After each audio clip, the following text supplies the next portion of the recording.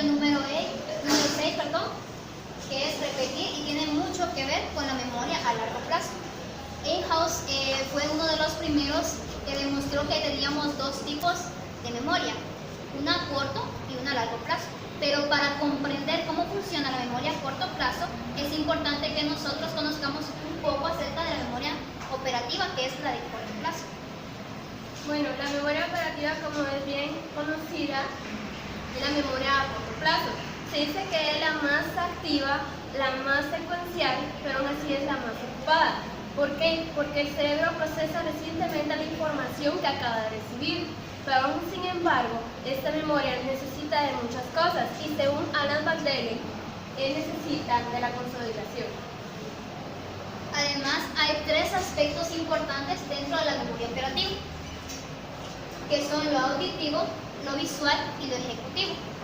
En el auditivo, según lo mencionaba Alan Bradley, él mencionaba que en este componente nosotros captamos lo que son información auditiva y que tiene mucho que ver con la lingüística.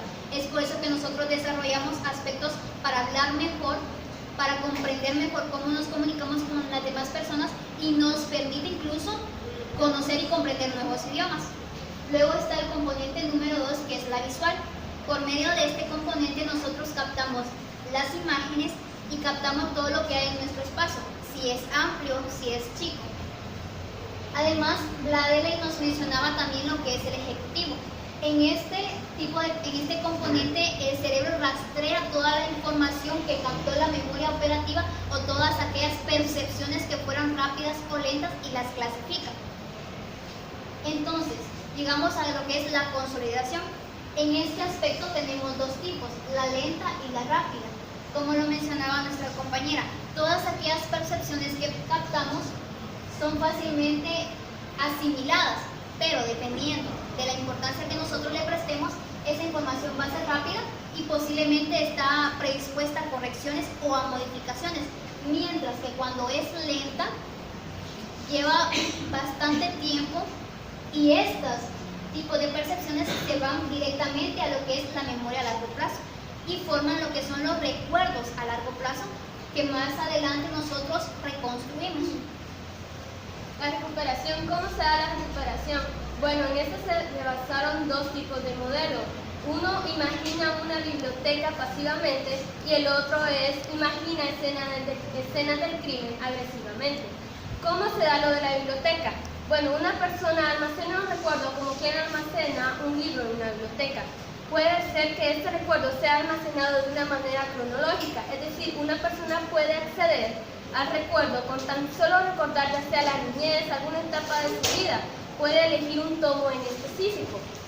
En cambio, si imagina una escena del crimen agresivamente, esta persona imagina una escena del crimen, o sea, puede recordar algún recuerdo, pero no lo recuerda del todo. Entonces, ¿qué es lo que hace? Reconstruye el hecho de acuerdo a algunos fragmentos que ya hayan sido almacenados en su recuerdo. Entonces, para eso necesita de una reconstrucción. ¿Pero por qué lo reconstruye? Porque no lo recuerda. No lo recuerda del todo o no lo recuerda de una manera que haya sido permanente. Entonces necesita reconstruirlo. Entonces entramos a lo que es la reconstrucción. La reconstrucción se da a base de aquellas percepciones que nosotros teníamos con anterioridad, pero que como no logramos recordar del todo, llenamos esos vacíos con nuevas ideas o de lo que nosotros tratamos de recordar o lo que nosotros tratamos de que sea. Algo muy importante en la reconstrucción es que todas aquellas percepciones que fueron rápidas están predispuestas a modificarse, por eso se reconstruye. ¿Qué pasa cuando nosotros recordamos algo que ya estaba consolidado? Esta información, al recordarla, está otra vez predispuesta a que se nos vayan pequeños aspectos o pequeñas cosas. Por ejemplo, cuando nosotros recordamos que en nuestra infancia teníamos una camisa roja o un vestido de tal color, cuando nosotros años más adelante lo recordamos, fácilmente ya le podemos cambiar aspectos. Por ejemplo, si tenían flores, ahora nos recordamos que tenía estrellas, ¿sí? Entonces, al momento de recuperar esa información, empieza otra vez el proceso de consolidación y es cuando se dan los cambios a través de la reconstrucción. Por eso se creía eso de que recordar algo del pasado, algo que recordáramos exactamente, incluso si recordábamos alguna prenda de nuestra niñez, eso se le llamaba la que era la memoria semántica, porque es algo que el cerebro captó desde el momento en que nosotros nos vimos y aún así el recuerdo no ha sido olvidado, entonces eso se ha almacenado como un libro en una biblioteca. Para eso se necesita la repetición. En el aprendizaje esto es muy importante. ¿Por qué? Porque mediante la repetición el aprendizaje se queda. Porque instantáneamente cuando el aprendizaje viene, no queda almacenado rápidamente. Entonces esto necesita de una constante repetición para que esto sea fijado permanentemente. ¿Por qué decían, ahí daba una pregunta que si era posible crear recuerdos confiables a largo plazo? Decía que sí, pero que eso necesitaba de un agente fijador, entonces para eso necesitaba la repetición, que el aprendizaje sea consecuente o secuencial, o sea, sea repetido varias veces. Pero incluso decía que cuánto tardaba un recuerdo en ser almacenado permanentemente, minutos, horas, días.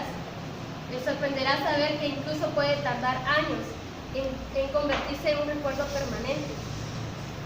También mencionaba lo que era el IRM. Esto dice que es una representación óptima de una resonancia magnética. Hoy la ciencia ha avanzado tanto que dice que esta máquina logra detectar si una persona está recuperando de una manera detallada y claramente un recuerdo vivido, aunque este haya tenido años atrás. Entonces, para eso funciona el IRM, es una resonancia magnética. Ahora, del IRM se da la atención también. Dice que el cerebro, como decía en un capítulo anterior, no va a recordar algo que le pareció aburrido. Entonces la atención, el cerebro capta algo que le llamó la atención, algo que para él le pareció interesante, algo que le pareció atractivo.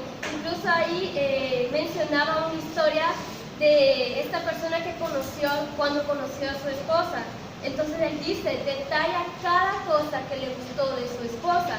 Entonces fue lo que le llamó la atención. Fue algo que después de que le llamó la atención, el cerebro no vio la necesidad de tenerla enfrente a cada minuto o todos los días, porque el recuerdo había sido fijado. Entonces solo bastaba con ver una foto o recordar el aroma para que el cerebro pudiera sentirlo sin necesidad de tenerlo físicamente. Lo que la compañera mencionaba es la chispa de interés, denominada comúnmente como atención. Cuando nuestro cerebro ha captado bien la información, llegamos a lo que es la comprensión, y es cuando todos aquellos recuerdos son fácilmente asimilados y fácilmente nosotros también podemos traerlos al presente. Incluso es tan importante porque podemos describir con detalle aquellos sucesos que fueron vividos a través de nuestras experiencias. Ahora lo que es el hipocampo. El hipocampo se considera la joya de la corona del sistema límbico. ¿Por qué? Porque el hipocampo almacena todo lo que es la memoria sensorial, todos los recuerdos que podemos percibir a través de nuestros sentidos. Entonces dice que el hipocampo tiene una relación con la corteza. ¿Por qué? Porque ambos dicen que se relacionan. Dice que el hipocampo está constantemente mandando la información de recuerdo que acaba de recibir, a modo de que éste sea almacenado. Por eso es que dice que el hipocampo almacena varios tipos de recuerdo a largo plazo. Él es el que los convierte a largo plazo, pero solo si el recuerdo fue fijado y fue repetido, entonces él empieza a actuar para que ese recuerdo sea almacenado a largo plazo. ¿Qué pasaría si nuestro cerebro almacenara toda la información y no liberara aquellos aspectos que no son irrelevantes? Entonces llegamos a lo que es olvidar. ¿Por qué hace esto el cerebro? Porque mucha información es captada pero no es importante para nosotros. Entonces se crea como un efecto de primacía, qué es importante y qué no lo es. En este aspecto el cerebro libera todas aquellas cosas que realmente no las vamos a necesitar o que nosotros no las consideramos interesantes o que simplemente no les prestamos atención, por lo cual no las retuvimos. Dentro de esto se crean 7 pecados de la memoria. ¿Cuáles son esos? Cuando nosotros decimos, es que lo tengo en la punta de la lengua, son aquellos recuerdos que como no los captamos bien o como no les prestamos atención, no los logramos grabar del todo, sino que solo partes, y por eso es que sentimos que los recordamos, pero no del todo. Además pueden haber distracciones. Cuando nosotros estamos realizando dos cosas a la vez, es fácilmente que el cerebro capte una mitad de una información y la mitad de otra. Entonces son distracciones, o muchas veces cuando las personas están hablando y nosotros estamos leyendo o haciendo alguna otra actividad, las personas que están hablando nos están distrayendo y no captamos exactamente la información. También se dan los hábitos de bloqueos. En esta parte es cuando la información la tenemos, pero por alguna razón no la podemos liberar o no la podemos desarrollar. Entonces se generan como bloqueos que sentimos que la tenemos, pero que no la recordamos del todo. También se dan los errores de interpretación, que le asignamos características o relacionamos cosas, o hay información que interfiere con otra, permitiendo que nosotros nos confundamos. Por ejemplo, en operaciones matemáticas, es cuando por ejemplo tenemos que desarrollar una fórmula, pero si tenemos muchas en nuestra cabeza y no la logramos captar como debería ser o no les prestamos atención, fácilmente nosotros podríamos colocar un número de una fórmula y otro número de otra fórmula. La parcialidad es cuando tenemos solo una parte de la información, pero no la tenemos toda, por lo tanto no la podemos reproducir como debería. Ahora bien, ustedes se preguntarán por qué tenemos todos los aspectos dirigidos solo hacia un lado. Se dice que como la memoria o el cerebro están divididos en dos partes, que son la memoria a corto plazo y la memoria a largo plazo, en la memoria a corto plazo se almacenan los números, la lógica, todos aquellos aspectos que tienen que ver más que todo con la matemática o que requieren mayor, o que captamos fácilmente y que lo ocupamos en el momento. Por eso se dice que la memoria a corto plazo son aquellas capacidades que nosotros tenemos pero que no las desarrollamos seguidamente. También tenemos dado derecho, que es la memoria a largo plazo. En esto las personas desarrollan mayor capacidad para tocar algún instrumento, la creatividad y aquellos aspectos que nosotros nos lleva un poco de tiempo desarrollar